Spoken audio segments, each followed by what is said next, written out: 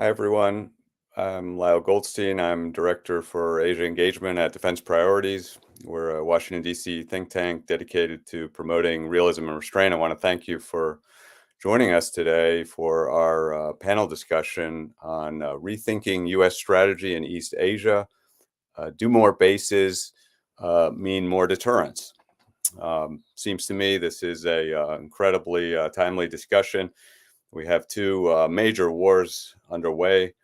Um, it's a tragedy for the world, but we're all thinking in the back of our minds: is there could there be another one or more in the Asia Pacific region?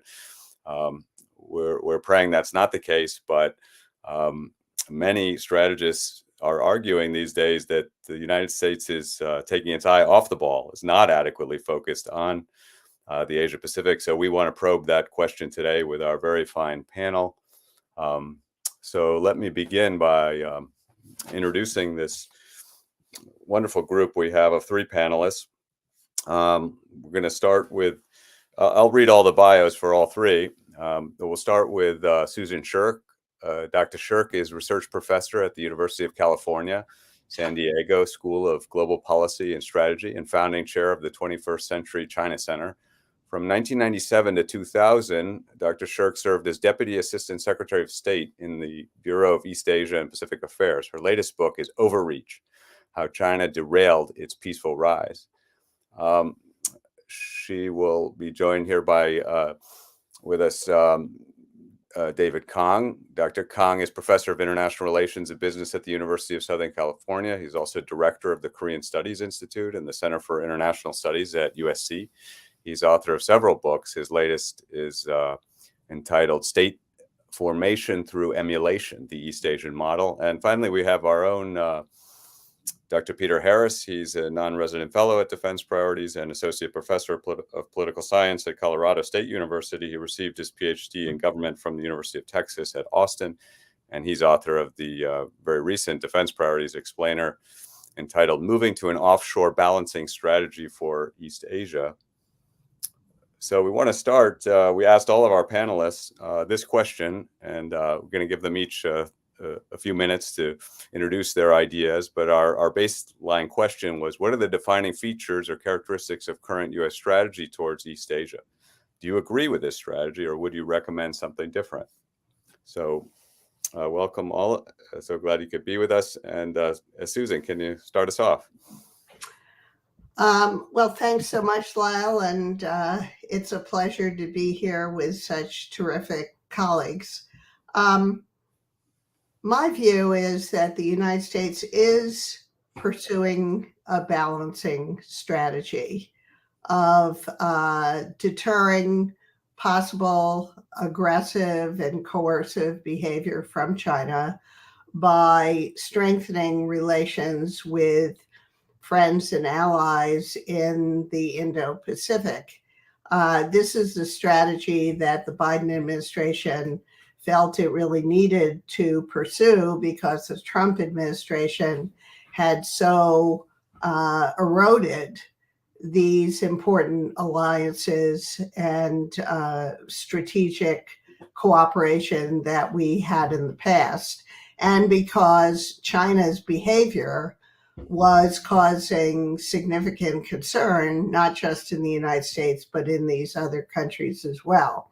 So as a result, you see these coalitions like AUKUS, like the Quad, that are designed to strengthen our ties with Asian friends in order to balance against China's increasing capabilities.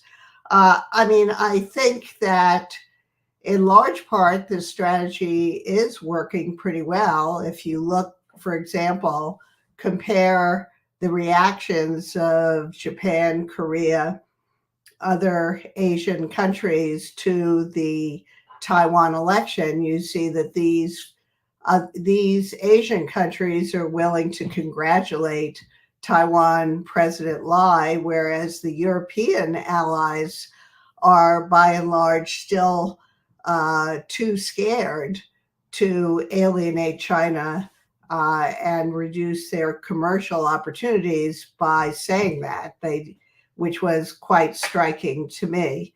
But on the other hand, I think that relying on this balancing strategy too much is interfering with our ability to induce China toward more moderate behavior. And I can say more about that later.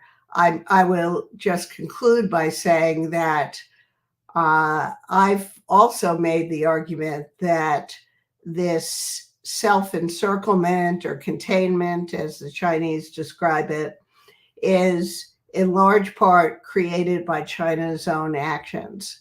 So China is itself engaged in sort of a self-encirclement behavior, which is very counterproductive. I call it overreach. And this self-encirclement was described by Jack Snyder in his work on Germany and Japan. Thanks.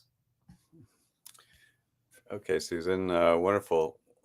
Yeah, I want to ask you a bit more about your important book in a little bit, but David, let's turn to your remarks. You're muted, David. Hi, man. Thank you, Susan. I said thank you, and nice to see you, Susan and Peter. Thanks, Lyle. It's good to be here. I have a slightly different perspective because I come less from a China perspective and more from a regional perspective. Like we said, I study. I'm Koreanist, director of the Korean Studies Institute. I see the U.S. absolutely. I agree with Susan that we are very clearly now containing China, and in many ways, if we start with the U.S., what I think happens is we are missing out by having such a sort of military chin first policy. We're missing out on attempts to use diplomacy to solve things. An enduring stability in the region won't be military, it will be diplomatic. And particularly, I think our economic policy is withdrawing us from the region. The region continues to integrate. They continue to trade with each other.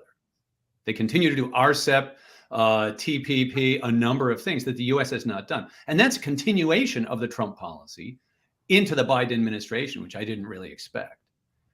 And almost every study I've seen shows that these trade policies directly hurt American consumers and producers. We have higher prices. China is now doing much of its trade through third countries, Vietnam, Mexico, et cetera. So in many ways, I think our policy could be reoriented towards more diplomacy and more economics. The IPEF, the Indo-Pacific Economic Framework, is 12 content-less paragraphs. There's nothing in it. And I think this is a mistake for the United States.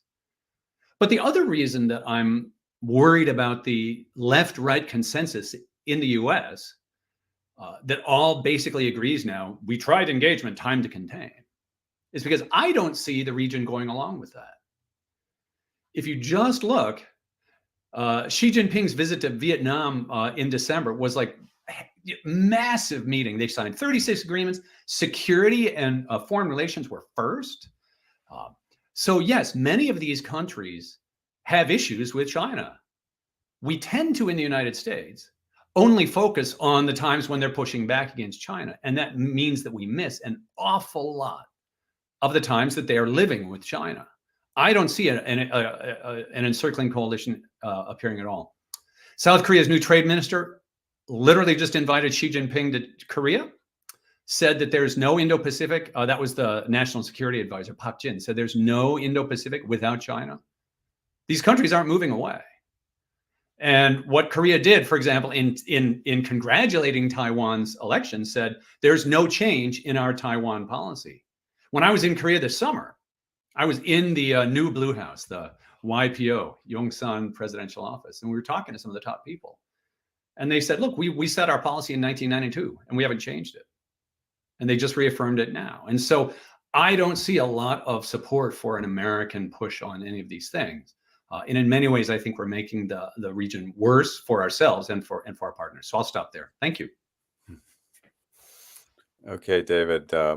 Well done, and let's now have again. I'll follow with some questions momentarily, specific to you, David. But let's have Peter Harris go ahead. Thanks, Lyle, and thanks to Susan and Dave for joining us. It's a real treat for me to be on a panel with all three of you. I would say that the defining features of U.S. foreign policy today towards East Asia are, in pretty broad terms, the same as they were in the mid-1990s when Joseph Nye described the strategy of deep engagement, or what he called the leadership strategy under the Clinton administration. Nye said there were three components to that strategy, that approach, to build and strengthen existing alliances with regional partners, to maintain a large forward presence of U.S. military forces in East Asia, and to lead and develop regional institutions in East Asia. And the trajectory is towards an emphasis on the second today, to maintain that large and expand that large forward military presence. So I don't agree with this approach. I think it's the wrong approach to foster stability and peaceful relations in East Asia. I think none of us will be complacent about the potential threat to regional security posed by China and as well North Korea. But in my view, it's a mistake to rely too heavily on the U.S. security umbrella to maintain peaceful relations in East Asia. If that was necessary in the past, in the early Cold War, and later Cold War for sure, it's not true today. I think the threat of a U.S. military intervention in East Asia has lost credibility over time and has become less necessary over time as regional powers and partners have become stronger, wealthier, and more able to provide for security in their own region. So I certainly disagree with the current approach of expanding the U.S. military footprint in the region. I do agree with the need to develop and help to lead regional institutions in East Asia. But I worry that the United States is too much of a focus on these exclusive institutions like the Quad and like the AUKUS Pact that can be construed as being aimed at China. What I would prefer to see is more inclusive regional institution building in East Asia, kind of tying in with what Dave was saying. I think that would match what a lot of the region would like to see, more of an inclusive, cooperative approach to institution building rather than this exclusive approach that seems to be focused on the containment of China. Well, let me probe a little deeper on these major points. I mean, all of you have made great contributions to the field, but Peter, maybe starting with you, since you have this very recent explainer that we published. And I see you're promoting offshore balancing as a preferred strategy or preferred alternative strategy, and I noted in this explainer you talk about making our allies and partners into, I think you said, making them into porcupines. Maybe you can explain that idea a little more. I'm also interested in this idea from that explainer where you discuss how these porcupines or these allies and partners who are sort of more self-sufficient, how that could be more credible. I think that was the way you put it. It seems to me an interesting idea. Can you explain that more? Sure. So I start from the premise, as I said in my opening remarks, that we shouldn't be complacent about the potential threat posed by both China and North Korea. I think it's true that China does pose a very real security threat, certainly to Taiwan and maybe to others in the region. So the question then is, how do you deter any aggression in the region? My fear is that moves by the United States to bolster its potential capacity to wage a war against China will have the opposite impact. We want to reduce tensions and we want to deter China, but we might instead end up feeling kind of a security dilemma type situation that makes conflict more likely. The pursuit of primacy in East Asia will end up redounding to a negative overall net impact. By contrast, I think I'm more comfortable saying that regional states can invest in their own defense, as you say, this kind of porcupine model of defense, and wage credible threats of direct deterrence, right, to deter someone from attacking themselves, in a way that would not fuel a security dilemma in the same way. So the idea is that China expects its neighbors to provide for their own defense. It's not going to be kind of shocked or feel threatened by its neighbors investing in defensive means, whereas it certainly would feel threatened, or at least it would complicate relations with China if the United States was to go down this path of ever more increasing its military deployments in the region. So the U.S. role there is an important one. It's as an offshore balancer to help regional powers become more resilient to Chinese coercion, to become more confident in their ability to engage in direct deterrence, more confident in their ability to provide for their own defense. And from that basis, under conditions of, we hope, greater security in Asia, cooperate, which is what we all want. Like, we want the major U.S. interest in East Asia is the same with regional powers, is to avoid a war. Right? We want to invest in a security architecture that's resilient enough to avoid war and allow for the peaceful cooperation that we all wish to see. Okay, interesting. David, I saw you recently had an article about Vietnam. So, maybe you can tell us some about your reasoning there. Why are you focusing on that in particular, that relationship? It is a fascinating relationship. But just to play devil's advocate, I wonder, do you feel like Vietnam could be an outlier here? Just as we're looking at, for example, what seem to be, potentially major changes in, say, Japan's defense posture. So I wonder what you think. Sure. Let me start out with Japan, right? Because much ballyhooed, a year ago or 2 years ago, Kishida said, I'm going to double defense spending to 2% of GDP. And at the time, I said, I'll believe it when I see it. And sure enough, this year they announced that they are going to put off tax increases until 2026 on defense spending. And again, I'll believe it in 2026, whether that actually happens 3 years or not, right? There's so many things going on in Japan that it's one thing to talk a game, and then it's another thing to actually do it. Not even to mention the demographic shift of where they're going to find if they want to increase the size of the military, right? So it might happen. But this doesn't strike me as the behavior of a country that is deeply worried about its own survival in ways that we tend to put the region when we have sort of, I don't know what we want to call it, pessimists or whatever, people talking about inevitable war. Japan certainly doesn't seem to be acting that way. And so as to Vietnam, one of the interesting things about Vietnam is if there are countries that have to most directly deal with China, it's Vietnam. So I would actually put it the other way around, right? They and Korea are probably the countries that most you would expect to be afraid. But what you see, and one thing that's interesting about our article is that we go back, 20 years or so, and we counted high-level visits. And one thing that's always missed, it's actually pretty, not to why not? Shameless self-promotion. Read the article, it's great. But we counted up high-level visits. We counted them up over almost 20 years.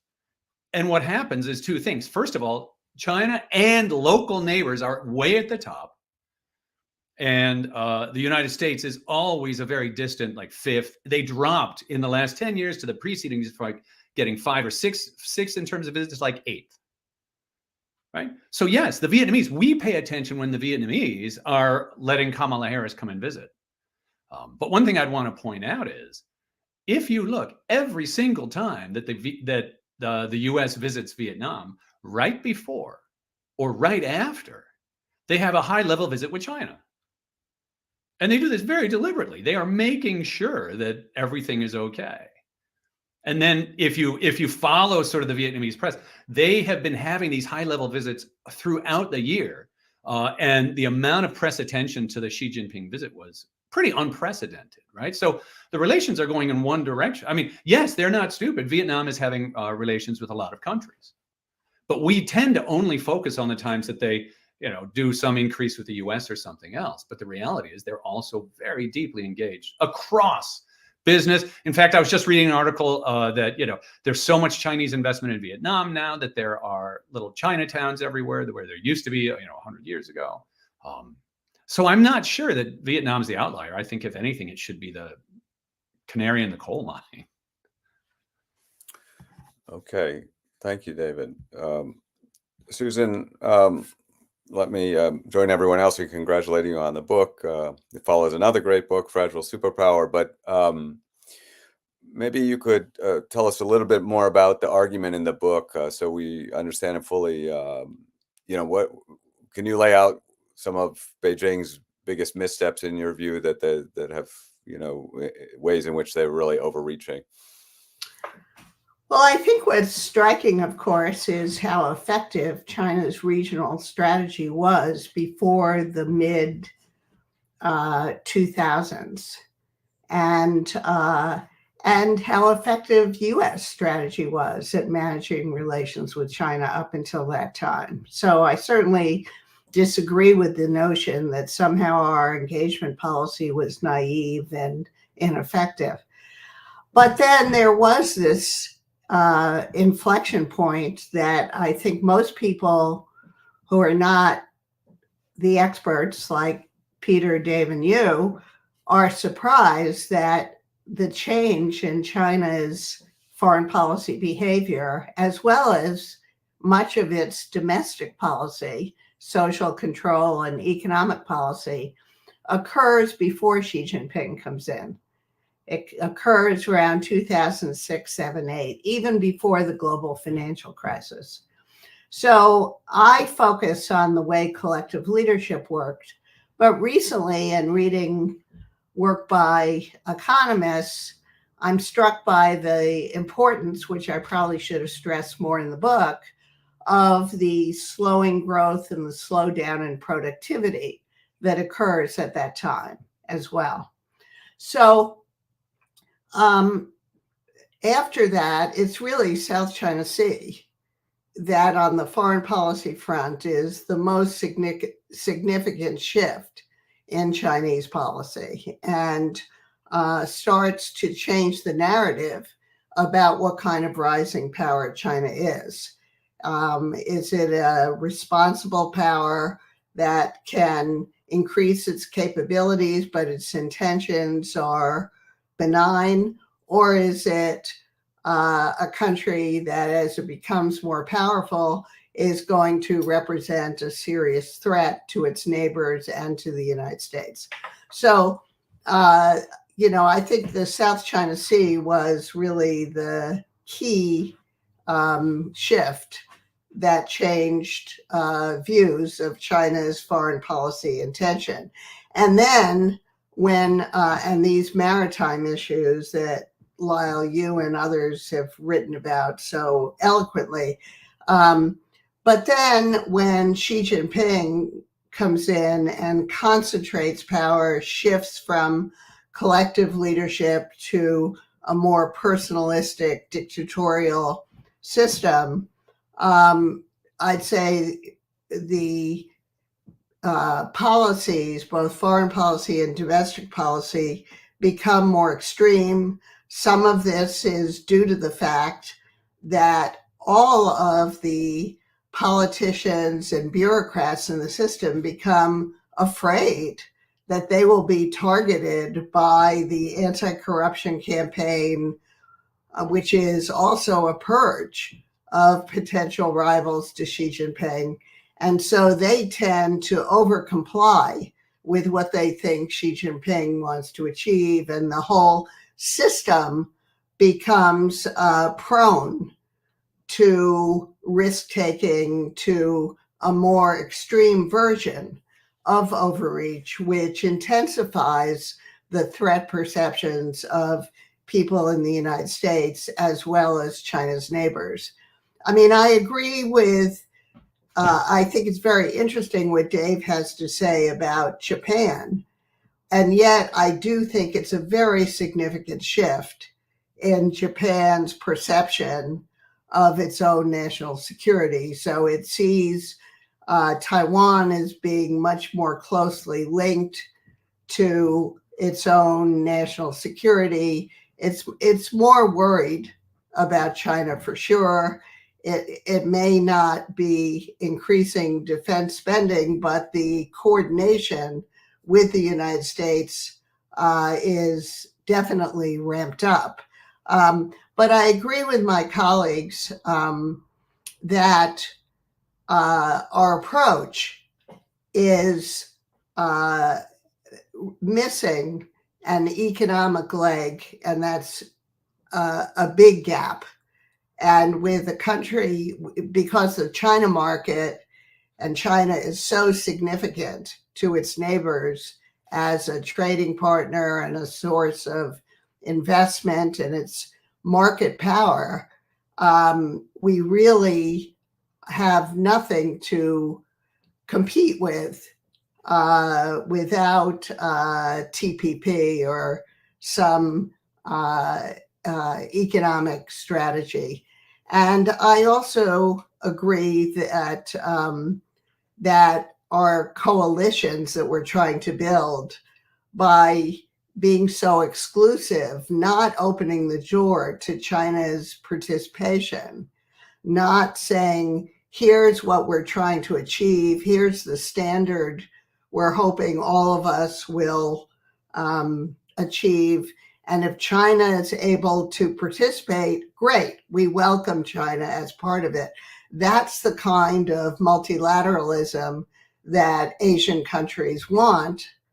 And I think that our more exclusive approach looks selfish and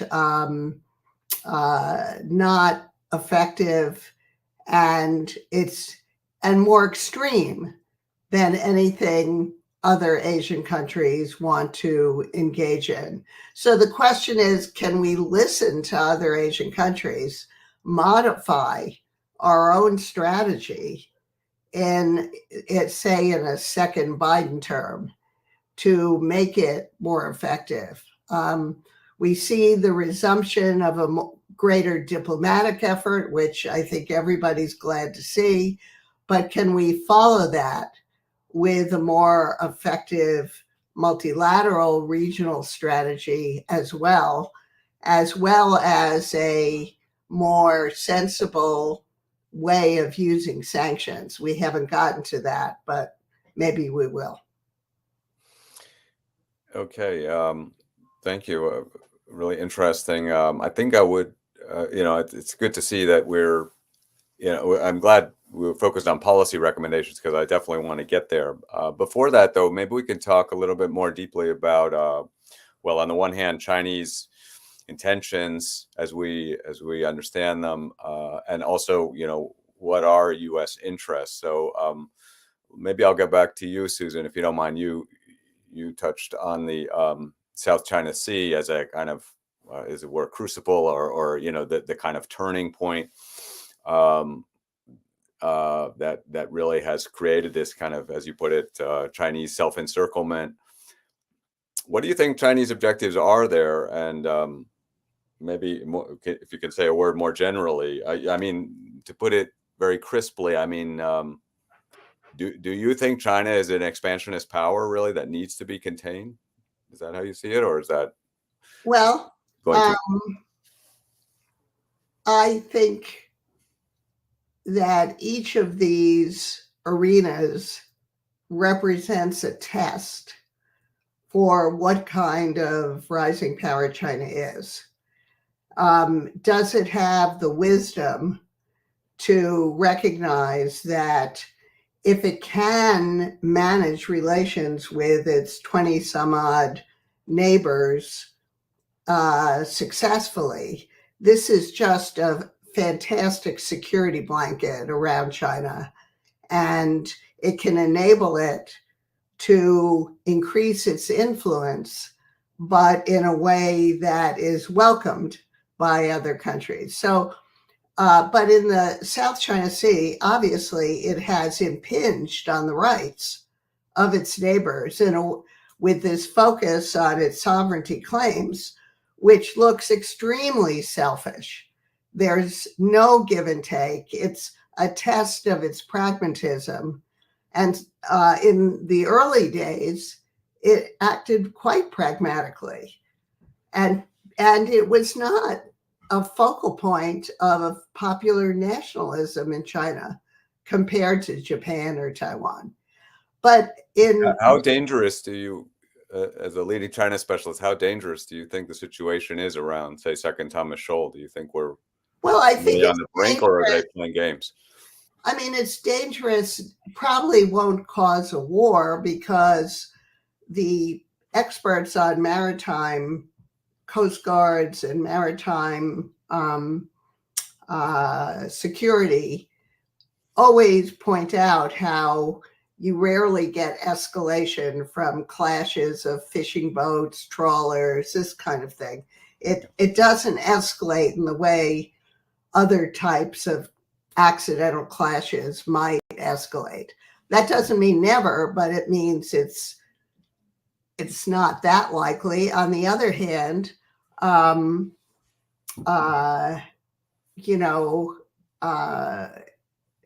we have been mobilizing a lot of other countries, including the Europeans, to try to preserve the status under international law of the South China Sea as being international waters.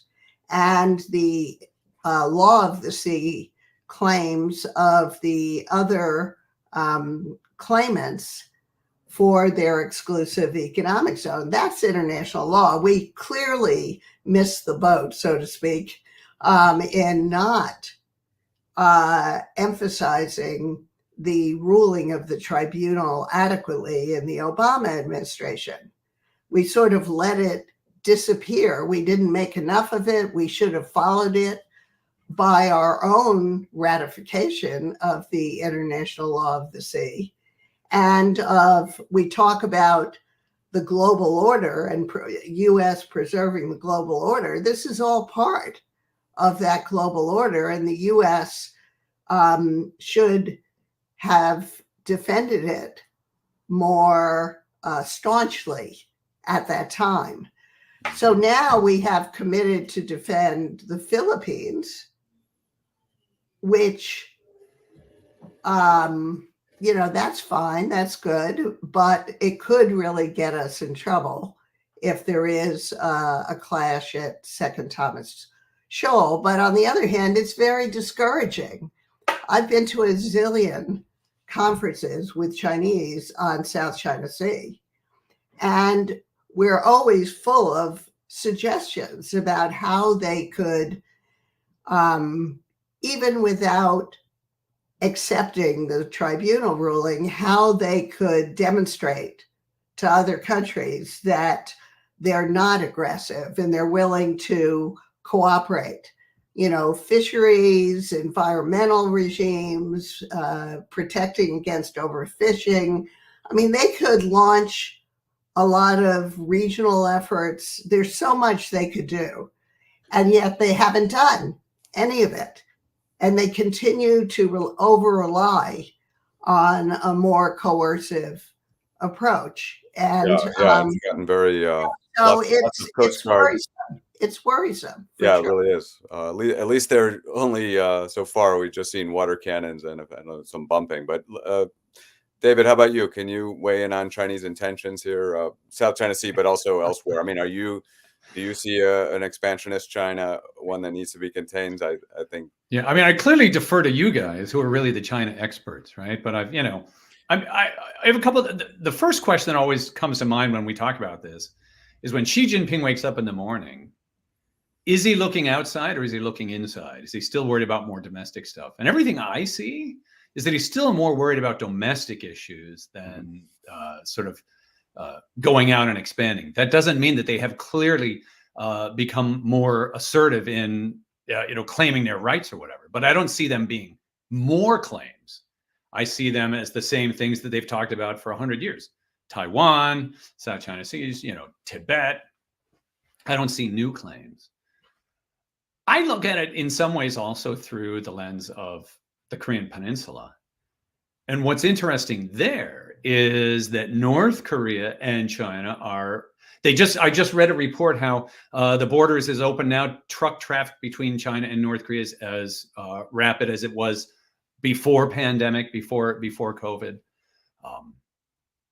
So any of our attempts to isolate or push back on North Korea, I think, are very, very difficult to go if China's not on board. And they clearly are not now, I think, squeezing North Korea the way that certainly many in the United States wish they would. So I don't think that David, that's necessary. I moved to ask you, though, about South Korea's assessment of China. They seem to take a much darker view. How do you explain that? Again, like I said, you can look, the Yoon government has done everything they possibly can. The Yoon government is a conservative Korean government. What they do is every time a progressive is in power, everyone moans in the United States. It's amateur hour.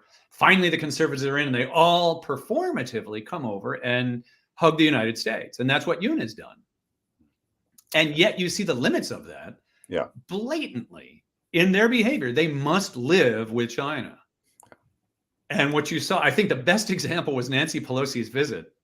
I don't know if you guys know, but she ended up, when she went to Taiwan a couple of years ago to hooray for democracy, she went to Japan and then she went to Korea. And the president wouldn't meet her because he was on vacation and nobody met her plane. And then the next day, the Yoon government dispatched Park Jin, the national security advisor to China, where he said what I quoted before, right? They are very careful to manage their relations. And yeah, they don't like a pushy China any more than any of the other countries do. But they have to live with China. And some of the stuff that you read, if you actually get into if we get into the business side, I was talking to one of the major American high-tech companies, a name everybody knows. And they said they are deeply worried about American policy because we think that de-risking and isolate, bringing everybody, friend-shoring and all that stuff means that the innovation will occur here. This tech company is not at all convinced that's the case. And they think that if we do this, there's a good chance that China will have much more of a lead. And they said they don't see any way out of their business relations with China. They make too much money there. They get too many parts there. They source there, et cetera, et cetera. And the Korean companies are the same way. Sure. So I think it's way more complicated than we think. Yeah, I like your characterization of a pushy China, not expansionist China, but pushy China. So that's, maybe not so scary, actually. But Peter, how about you? Can you weigh in on this issue of intentions? And then I want to get around to everybody, what your assessment of U.S. interests. And after all, with the title of this discussion, concerned basis. So we'd like to, at some point, want to get all of your take on new development as far as basing, realizing that's not necessarily your focus, but after all, that is the most concrete, forgive the pun, but manifestation of a more dynamic U.S. approach, strategic approach. But Peter, please, your thoughts. Yeah, maybe I'll try and get there with this comment. So thinking about the South China Sea, I agree with Susan that China's claims in the South China Sea they're completely unreasonable. They're not reasonable, and they're not being advanced in a way that is conducive to friendly relations with China's neighbors. The question for U.S. policymakers, and I think, is what moves could we take to put in place the conditions where China might move towards a peaceful resolution of those disputes in the South China Sea, remembering that, historically, Beijing has got a pretty good track record of settling its territorial disputes peacefully. It's not a perfect track record, but it's a reasonably good track record of seeking peaceful resolutions to disputes with its neighbors. If we fear that might not be the case in the South China Sea, what can we do to create the conditions to make it more likely? So from one perspective, prevalent in Washington, more bases means more deterrence, means more American primacy, means negotiating from this positioning of strength. Then we'll extract what we want or what our friends in the region want from Beijing.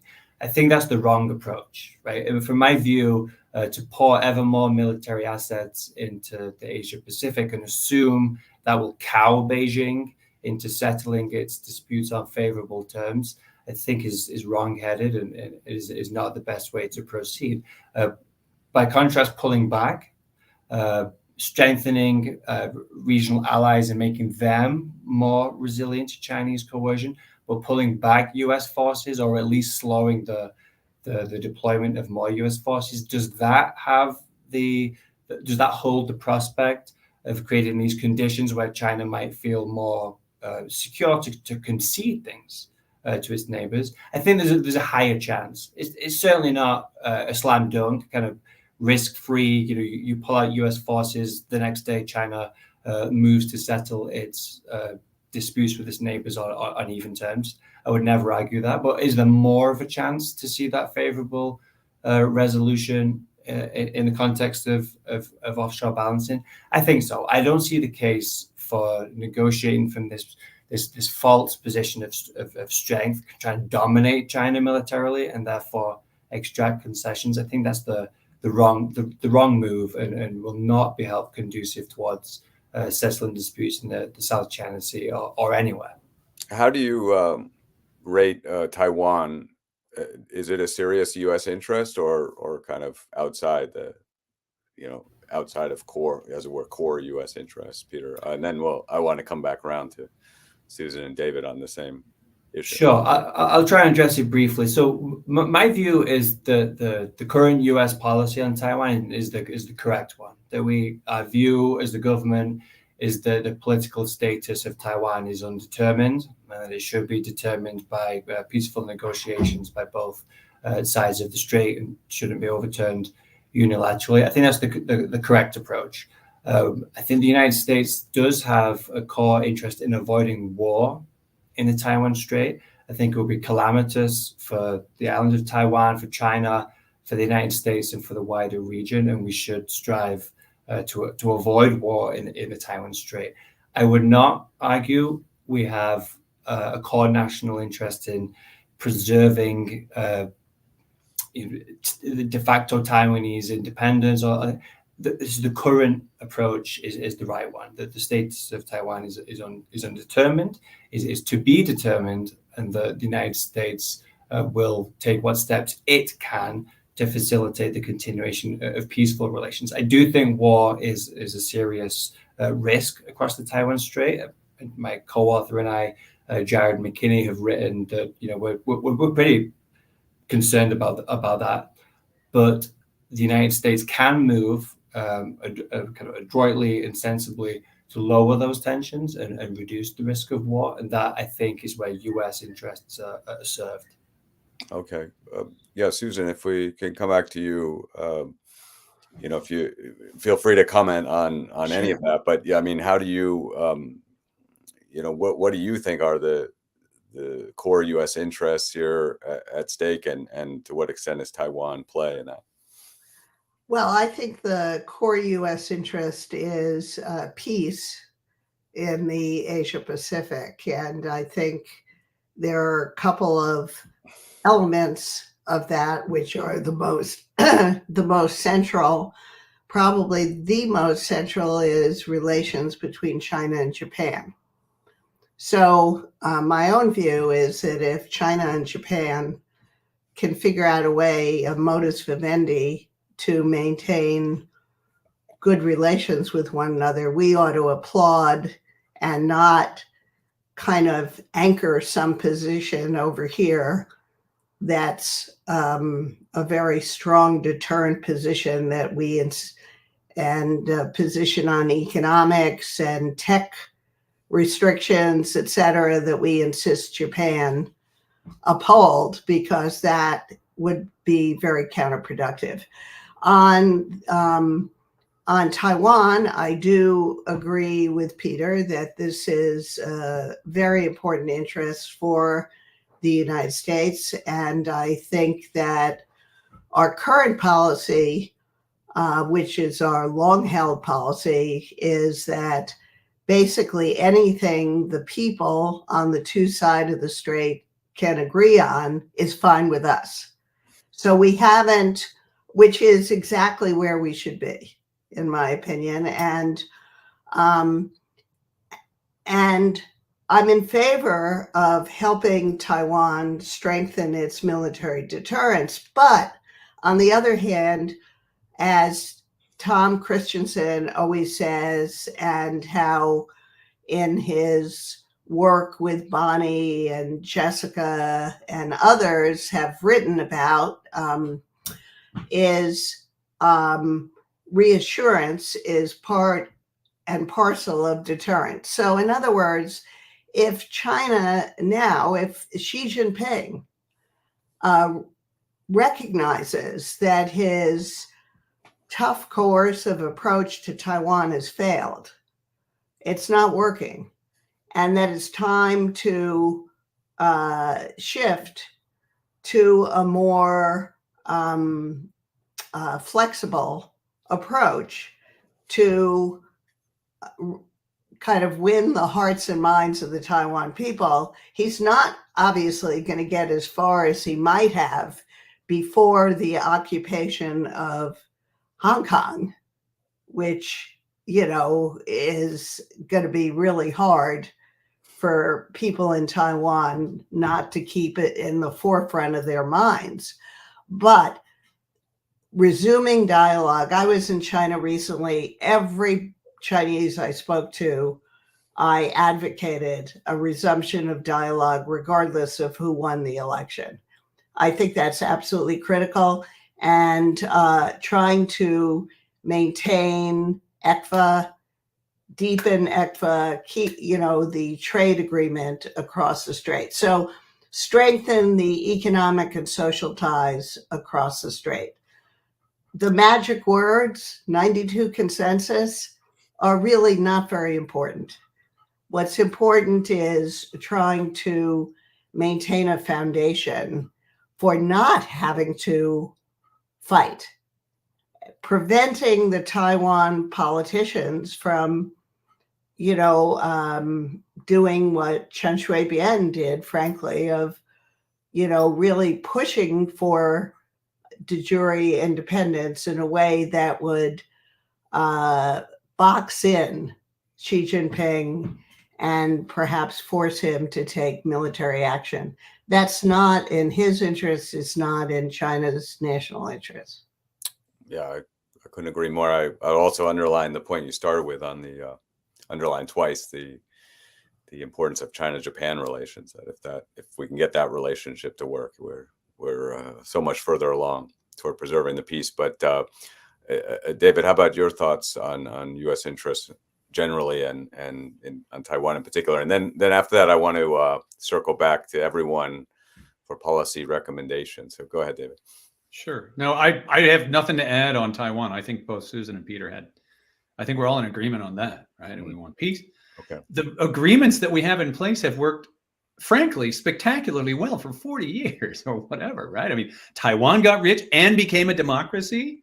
It wasn't when we signed those things in the 70s, right? China has gotten rich. We've gotten rich. Why anyone would move away from them into an uncertain future, to me, is sort of mystifying. So I totally agree with that. You know, I think U.S. interests in general are economic and social as much as they are military. One of the things we tend to forget about U.S.-China relations is I don't think any serious analyst or scholar calls China a national, you know, a threat to our survival. I don't think anyone thinks China wants to invade and conquer the United States, right? This is about relations across our allies and at the margins as we talk about South China Seas. And so we shouldn't react to it as if this is, you know, a survival where we think Chinese are going to be invading and landing here in Los Angeles with landing crafters. That's not going to happen. So it's really the question of what are U.S. interests, and there I think it's as much economic. And I know I'm saying the same thing, but if you had talked to me 10 years ago, yeah, probably around 10 years ago, right, sort of late second Obama administration, I would have laughed if you said that both left and right would circle around to a new, you know, economic nationalist industrial. I would have said, what are you talking about? Free trade, expanding trade has been a foundation of American foreign policy for decades, for whatever. And yet here we are. And I firmly think that's a mistake. We're probably not going back, at least not soon. But to have no initiatives to expand economic relations and to be rapidly trying to come up with these catchphrases about friendshoring and de-risking, I think are deeply problematic to American business and American consumers. We don't have to be naive about China or whatever, Huawei and blah, blah, blah. But I think the idea that we're going to just simply not trade with Asia is just baffling to me that this gains any traction, but it is. So there I deeply disagree with sort of the consensus on, in Washington. Mm-hmm. Yeah, I would, I only wish that Washington was so reasonable as our panel here. It seems like a consensus that, that engagement could still be viable, that also we haven't thought nearly enough about further economic engagement with China and the region generally. But as we're closing here, and I think we'll have time for each of you to make one more comment. Maybe we'll start with you, Susan, if that's okay. But I mean, maybe you can offer us your any policy recommendations you have, maybe some, one thing the Biden administration could do, or a few that maybe in 2024, or realizing that it's an election year. Maybe what do you see as the major, obstacles? Like, why would that be hard? But I do feel also that our readers are wondering, or listeners are wondering, we asked this question, do more bases mean more deterrence? So maybe if could you each render a specific thought on that? After all, bases are springing up everywhere, even in places, I think Japan and Korea, for example, I don't think we're necessarily, they're not necessarily new bases, but moving around bases or upgrading bases. That seems to be going on everywhere. Is that the right policy? Pouring more concrete, adding more weaponry, or do we need a new approach? Yes, Susan, if you can lead off and just be conscious, we need to close in, I think, 7 minutes. So yeah, you each get about 2 minutes, if that's all right. Well, I'm not going to say too much about bases. I know that you guys and Quincy and some folks at Carnegie and people at other places, the kind of restraint camp puts a lot of emphasis on military deployments and bases and how unwise they are. I don't feel strongly about that. I don't think that's what's really boxing us in or so counterproductive. I mean, it's a problem in that we have a lot of other conflicts in the world to worry about right now. But, I don't think that's what's really creating the problems in us inducing China to act more moderately or in our relations with our neighbors. So I'm just not so worried about that as you all are. What I worry about is that our sanctions and our restrictions on visas and our deviating away from a law-based open market economy, as Dave has said, are in the name of national security. National security never really gets defined as to what we're trying to achieve, other than maintaining our position as number one in the world, which I think is the wrong objective. Second, we're not using these sticks strategically. We're not using them, we're not linking them to particular behavior on China's part and trying to negotiate using them and linking them to carrots, and at least in terms of respect and status and and maybe some other things to get China to behave more moderately. So I'd like to see sanctions being used strategically rather than as just a blanket punishment to contain China. I think in the long run, that's going to snap back to harm us and to make it extraordinarily difficult for us to develop a constructive relationship with China in a, say, a post Xi Jinping era. So. Okay, David, your final thoughts here. Any policy? Yeah, no, I agree totally with Susan, especially on the visas and the sort of keeping students out, Chinese students out. We should be encouraging them to come here, and we should go there. The one thing I say is sort of there's a realistic question of what U.S. policy can be, because as you said, the Biden administration, I think, came in with a plan to focus purely on domestic politics and didn't want to have to deal with foreign policy, right? I mean, that was it. And yet the world kept pushing in. Yeah. So the question is, how much could they really do given all the different things going on in the world? And I think the one thing that they have done, which I think is really good, is that they have begun to tone down the rhetoric. And we had all gotten carried away here. When I say we, I say the blob. No, but they had all gotten carried away with this contain China, we're going to be tough. And they realized that that was hurting ourselves. So they've begun to tone that down. And I think that rhetorical change is going to be important.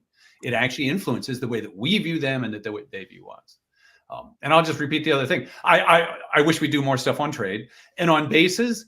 I'm not a big fan of us sending more and more bases. I think I agree with Susan here that I can see why they are where they are. And I don't think they're central to what's going on. I think they're the effect, not the cause of a lot of issues. And I'll stop there. Thanks for having me. All right, great. And Peter, your final thoughts. So I have two. One real quick is to underline something Dave said earlier in the discussion, that many regional governments don't feel this immediate sense of anxiety about China's rise, and certainly don't feel although they're in immediate threat. I just want to underscore that's a very good thing, right? That's a very positive thing that states in the region do not feel as if they're on the precipice of a regional conflagration. And we should be thankful for that and celebrate that and think what U.S. policy could do to maintain that into the future. Is it to increase more bases? In my view, the question is, well, what's the point of more bases? It's to be able to wage and win a war such that you can deter an adversary to not start that war in the first place. I can see the logic. I disagree with the policy recommendation. I think the unintended or the undesirable consequences of ever more bases and ever more military assets being poured into the region far outweigh any deterrent value of having them there. It worsens relations with China. It worsens Beijing's regional outlook. It cuts against what I think the region really wants, which is a cooperative dynamic. And for that reason, I think on the bases issue, my recommendation would be to slow down and eventually pull back. All right. Well, we've got three great experts here, and really want to thank you each for taking the time with us, sharing your views. To my estimate, there's a lot of agreement, but some interesting areas of disagreement. I guess my thought on basis quickly would just be that, it's maybe a little hard for Americans to understand this fully. If we have to imagine if our country was surrounded by bases, controlled by an adversary, hypothetical adversary, we may, it indeed may affect our thinking in a major way. So I think I'm glad we're focused on that. And I think the panelists' thoughts are all very interesting and helpful. And clearly the focus on diplomacy and business and economics can help in so many ways. But thank you so much, all of you. Thanks everyone for taking the time today. And we'll hope to see you again in our Asia Pacific program as we continue to bring great experts. Bye-bye, everyone.